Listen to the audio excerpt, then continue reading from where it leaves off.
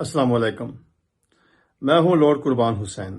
آزاد کشمیر میں جو joint action committee کی طرف سے دی گئی کال کے بعد جو سچویشن پیدا ہوئی ہے اور مظاہرین اور فورسز کے درمیان جو وہاں پہ فائرنگ ہوئی ہے یا تصادم ہوا ہے، جس میں انفارچونیٹلی کچھ لوگوں کے جانیں بھی چلی گئی ہیں، کچھ زخمی ہوئے ہیں دونوں اطراف سے، ان کا مجھے بہت افسوس ہے۔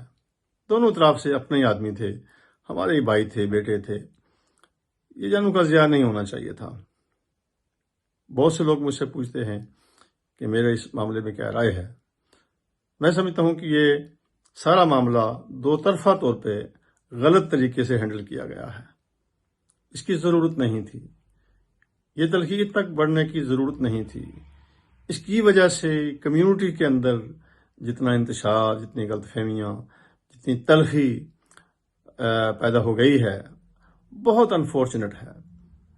حالانکہ پاکستانی اور کشمیری جو ہیں یکجان دو قالب ہیں، ان کو ایک دوسرے سے جدا نہیں کیا جا سکتا۔ ہماری کمیونٹی میں آپس میں رشتہ داریاں ہیں، آپس میں میل جول ہے، بھائیوں کی طرح ہم رہتے ہیں۔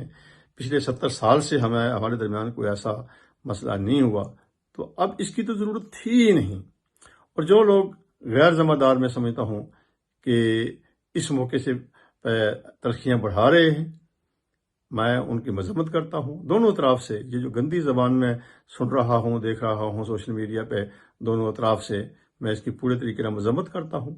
اور میں یہ سمجھتا ہوں کہ سمجھدار لوگوں کو، کمیونٹی لیڈرز کو، ریلیجس لیڈر کو سامنے آنا چاہیے اور لوگوں کو سمجھانا چاہیے کہ ہم یہ بہت ہی گھٹیا حرکتیں ہیں کہ ایک دوسرے کے خلاف اس طرح کی باتیں کرنا۔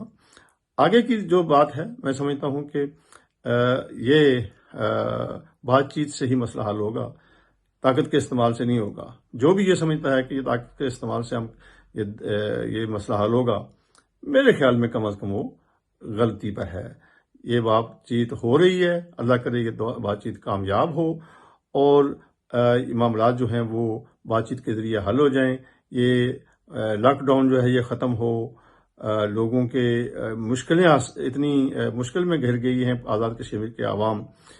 دیکھیں نا، وہاں 40-45 لاکھ اگر بندہ بستا ہے تو سارے کے سارے مظاہرے میں شامل تو نہیں ہے نا۔ لوگ گھروں میں ہیں، پھنسے ہوئے ہیں، نوکریوں پہ جانا ہے لوگوں کو، دیہڑی دار مزدور ہیں، انہوں نے آخر زندگی گزارنی ہے۔ یعنی یہ اس طرح کی سچویشن تو نہیں ہو سکتی۔ میں برطانیہ میں دیکھتا ہوں، مجھے ساری زندگی ہو گئی ہے برطانیہ میں رہتے ہوئے، یہاں پر بھی بڑے مظاہرے میں نے دیکھے ہیں۔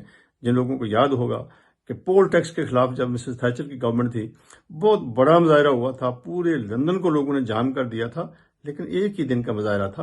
دوسرے دن معاملات پھر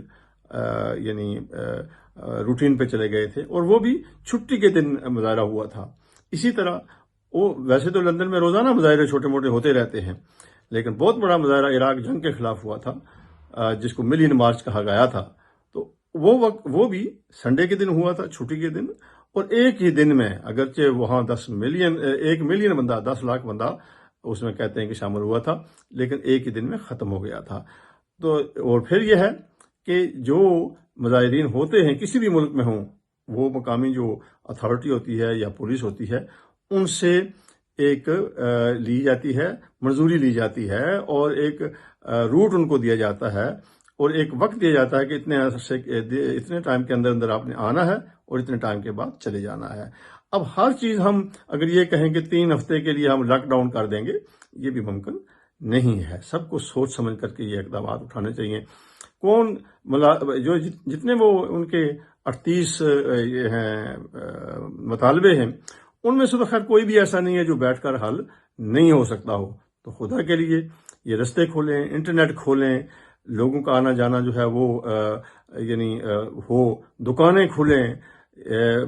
میں دیکھ رہا ہوں، آ رہی ہیں خبریں کہ ٹرکس جو ہیں سامان سے لدے ہوئے وہ آزاد کشمیر اور پاکستان کے سرحد پہ کھڑے ہیں، دان گلی برج پر بھی کھڑے ہیں، اڑاڑ برج پر بھی کھڑے ہیں، اس طرح دوسرے برجوں پر بھی کھڑے ہیں، اور آ رہے۔ جب میں نے پاکستان سے لوگوں سے پوچھا، انہوں نے کہا جی کہ آزاد کشمیر میں تو کہہ رہے ہیں ہڑتال ہے، وہاں دکانیں باندھیں تو ٹرک کہاں جائیں گے، کس کو سودا سپلائی کریں گے۔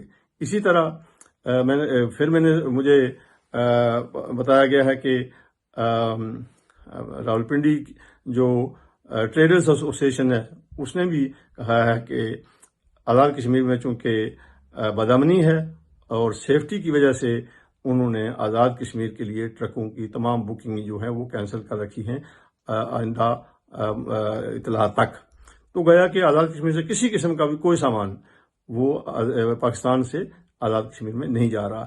یہ زیادہ دیر نہیں چل سکتا، اس کو فی الفور جو ہے میں سمجھتا ہوں کہ وہ لوگوں کو مشکلات میں مزید نہ ڈالیں اور ان کو بحال کریں۔ جو کمیٹی والے ہیں وہ بھی اور گورنمنٹ بھی، یہ دیکھیں یہ عوام کو اس طرح یعنی نہ دبایا جا سکتا ہے، نہ ان کو یعنی اس طرح ان کو سزا دی جا سکتی ہے کہ آپ جو ہے کولیکٹیو پنشمنٹ دے رہے ہیں پورے 30-40 لاکھ لوگوں کو۔ تو میں سمجھتا ہوں کہ میں پوری امید کرتا ہوں کہ یہ معاملات جلدی کسی نتیجے پر پہنچیں گے اور مزید خون خرابہ بھی نہیں ہوگا اور حالات معمول پر لے آئیں گے۔ یہ میری خواہش ہے۔ مجھ سے بار بار پوچھا جا رہا تھا، اس لیے میں یہ اسٹیٹمنٹ جو ہے یہ دے رہا ہوں۔